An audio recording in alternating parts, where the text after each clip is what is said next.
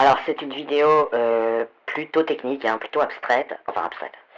Ça concerne hélas des souffrances gigantesques, mais je voudrais quand même pointer quelque chose qui est terrible. On a vu plusieurs tweets de Émeric Caron, qui n'est pas un islamiste, enfin qui n'est pas censé officiellement être un islamiste. Merde, j'ai envie d'éternuer. Mais la plupart du temps, les vidéos, les montages et les fakes qui tournent sur Twitter et sur, j'imagine, beaucoup d'autres réseaux sociaux sont postés par la propagande islamique qui a beaucoup plus d'argent que Émeric Caron tout seul, évidemment. Mais ça pose quand même un souci. Alors d'abord, c'est le mensonge. C'est un mensonge que j'ai détaillé sur mon autre chaîne et qui s'appelle le mensonge injonction. C'est-à-dire c'est pas un mensonge qui est fait pour être cru, puisque les gens qui font ces mensonges, en particulier les gens qui postent ces vidéos fake, avouent qu'elles sont fake. Ils font pas semblant, ils disent pas ouais, on a filmé les victimes à Gaza et voilà, regardez les images. Sauf qu'ils le disent en tout petit, ou quand on leur demande, ou parce qu'ils considèrent que c'est tacitement connu, qu'ils ont reconnu. Ça a été énormément débunké, il y a même une expression qui s'appelle Pallywood, où on a vu, la personne passe au ralenti une vidéo, elle montre que la trace de sang c'est une corde rouge. On avait vu aussi, ils avaient oublié d'enlever l'étiquette du prix à une poupée, enfin c'était des trucs absolument dingues. Et quand on les interroge, ils nous disent c'est normal qu'on fasse ça, pour ne pas, par respect pour les vraies victimes, qu'on ne filme pas. Bon, déjà, des victimes dans une guerre, pour les filmer, il faut être présent et recevoir la bombe aussi. C'est-à-dire que si vous êtes là avec une caméra, vous la prenez la bombe. Vous n'avez pas le temps de filmer, de diffuser ça tranquillement, bien cadré sur les réseaux sociaux. Victime ou pas, il n'y a pas de caméra pour les voir. Voilà. Ensuite, c'est marrant la contradiction, d'ailleurs, la propagande islamique passe son temps à dire on ne peut rien voir de ce qui se passe à Gaza, puisqu'on n'a pas le droit d'y entrer. Mais au tweet d'après, ils vont vous dire regardez, on a filmé. Et ensuite, quand on leur dit mais on voit que c'est une vidéo fake, parce que bon, il y a que les gens, il y a qu'une partie des gens qui voient pas que c'est des fakes. D'ailleurs, je sais pas si c'est un gros pourcentage, c'est probablement un assez petit pourcentage qui ne le voient pas, puisque s'ils ne voient pas que c'est des fakes, c'est qu'ils se sont jamais renseignés et qu'ils n'ont jamais demandé à quelqu'un. Mais dans un groupe de 3 ou 4 amis, il y en a toujours un qui sait et qui peut dire ouais c'est une fake, regardez, voilà, il a pas sur la lentille, il montre tout ce qui va pas sur la vidéo. Alors il y a des montages IA aussi, mais là ça se voit souvent encore plus. Mais le problème il n'est pas là puisqu'ils avouent. Ils avouent que c'est des fakes en disant ce serait indécent. Voilà, les gens ils n'ont pas demandé à être filmés, ce serait indécent de filmer vraiment. Mais alors, le problème c'est que c'est un cercle vicieux. Parce que, en fait, l'effet qu'ils cherchent à faire sur Twitter, par exemple avec les arnaques, les tweets d'arnaque d'Émeric Caron, c'est de faire croire que c'est vrai pour sensibiliser, pour ramener à leur cause. Et soutenir le Hamas, puisqu'en l'occurrence il s'agit d'une guerre d'Israël contre des groupes terroristes. Contre le Hamas, contre l'islam guerrier, le djihad. Je préfère ça d'ailleurs que... Voilà. Le djihad c'est bien défini, c'est clair, il n'y a pas de limite. Bon. Ensuite ils disent, ouais mais elles sont fake parce qu'on respecte les victimes. Bah oui mais alors comment on va avoir des preuves qu'il y aurait quelque chose? On sait bien qu'il y a une guerre, on sait bien que des bombes sont envoyées, on sait bien tout ça, donc on se doute bien qu'il y a des victimes. Je veux dire, on va pas, voilà, on n'a pas inventé les bombes baladeuses miniatures qui vont tuer exactement les coupables et parquer tous les innocents. Par ailleurs, il est connu et c'est comment dire. C'est une des règles occidentales, mais de toute façon c'est une habitude qu'on essaye dans ces guerres-là, dans toutes les guerres d'ailleurs, quand l'Occident mène une guerre, de faire le moins possible de victimes innocentes. Pourquoi? Pas seulement par gentillesse.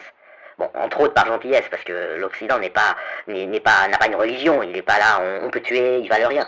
En Occident, enfin, dans le monde libre, si vous voulez, même s'il mène une guerre, toute vie a la même valeur. Il n'y a pas de différence. Il n'y a que dans l'islam où le mécréant peut être tué parce qu'il vaut rien et le musulman est sacré, etc. Mais l'Occident n'a pas de religion. Il est pas, voilà, toute vie est sacrée. Donc, il est dans l'intérêt de personne. Vous verrez jamais un agnostique, un athée, enfin les gens sans religion, dire ouais, on va tuer un maximum de gens pour le plaisir. Enfin, voilà, ça n'existe pas. Et puis surtout à un niveau d'armée officielle, armée de pays. Quel est l'intérêt? Quel serait le mobile? Il n'y en a pas. Il n'y en a absolument pas. Ce serait contre-productif. Et donc, vous avez une propagande qui dit on n'a pas de preuves, on en fabrique, on fait des montages vidéo, on fait des films avec un acteur en plus qui reçoit une récompense, on l'a vu 30 fois mourir à l'hôpital, dans un état, voilà, et on n'a pas de preuves, on en fabrique, mais c'est vrai quand même, croyez-nous. C'est ça la démarche. Mais il y a un problème. Je ne sais pas si vous vous rendez compte, alors je ne vais pas dire que c'est grave, mais ce qui est grave c'est le 7 octobre évidemment, et c'est surtout la volonté. L'islam veut exterminer absolument tous les juifs de la planète, c'est pas une question d'Israël, il n'y a rien à voir avec Israël. Mais enfin, il y a un problème, quoi. Soit vous dites on a des preuves, vous présentez vos preuves, soit vous dites on n'en a pas, on l'affirme, croyez-nous, bon, de toute façon, on voit pas le mobile. Il n'y a pas de mobile. Vous êtes en train d'accuser des sociétés qui sont des sociétés laïques, normales, enfin sans religion, de commettre des massacres comme Hitler, mais Hitler était malade. Voilà, et par ailleurs tout le monde s'est documenté partout, l'islam ne cache pas son nazisme.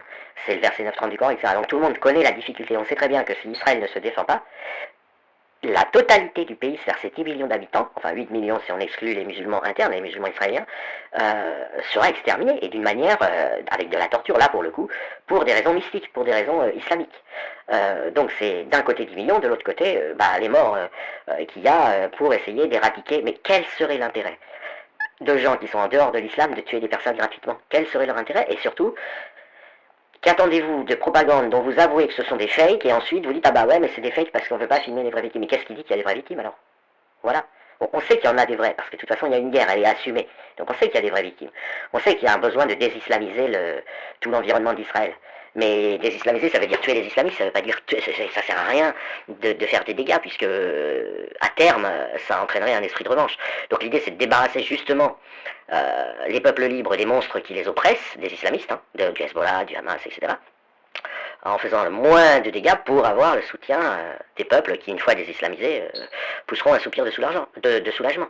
Que ce soit au Liban, que ce soit en Iran, pour débarrasser le peuple iranien des mollahs et de l'islam, et évidemment que ce soit à Gaza, débarrasser les gens de Gaza du Hamas, et de tous les... enfin de l'islam, si vous voulez.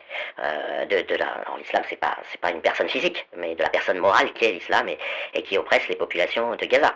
Donc évidemment, c'est intriqué, puisqu'ils utilisent les boucliers humains, c'est défini dans les textes islamiques. J'ai publié hier soir sur ma TL le texte islamique qui explique comment se servir des boucliers humains, et le mec il dit il faut le faire. Donc voilà, c'est un militant de l'islam qui dit nous devons utiliser des boucliers humains, et les boucliers humains seront automatiquement envoyés au paradis, ça les arrange bien. Voilà, mais je comprends pas la démarche de dire on vous poste des fakes, on sait que vous le savez, mais on les poste quand même, et on met un petit tweet vite fait comme ça, en faisant comme si c'était pas une fake.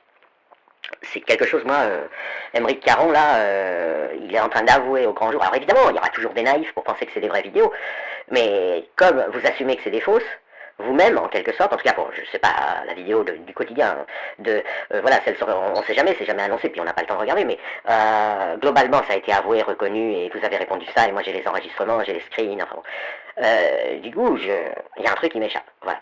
Parce que c'est un mensonge à jonction, certes, mais c'est un mensonge à jonction qui mène absolument nulle part. Plus vous servez l'islam dans cette région, plus vous invitez, si vous voulez, les forces du monde libre, bon, il se trouve qu'elles sont incarnées par Israël, mais à être vigilants et à mener une guerre encore plus de résistance à cette volonté de l'islam d'écraser tous les non-musulmans. Donc, c'est idiot, voilà, c'est idiot. Je ne crois pas qu'Israël va faire moins de morts si, avec ces techniques. Au contraire, il va devoir mener une guerre plus longue. Enfin, je comprends pas. Enfin, évidemment, à part les gens qui disent on suit l'islam, et là, oui, ça fait partie du dogme islamique. C'est le djihad avec la notion de kamikaze et de bouclier humain. Mais sinon, je comprends pas des gens comme Aymeric Caron, qui a jamais prétendu s'être converti à l'islam, qui prétend pas officiellement être nazi, même s'il fait des clins d'œil et s'il reprend le paradigme nazi dans son narratif. Il dit pas, enfin, alors déjà il avoue pas, il dit pas je suis nazi, il se contente de faire des discours nazis, mais surtout, ce qui est difficile à comprendre, c'est qu'il dit pas que c'est parce que l'islam ordonne d'être nazi qu'il fait ça. Il dit pas qu'il est devenu musulman, quoi. Enfin, moi ça m'échappe.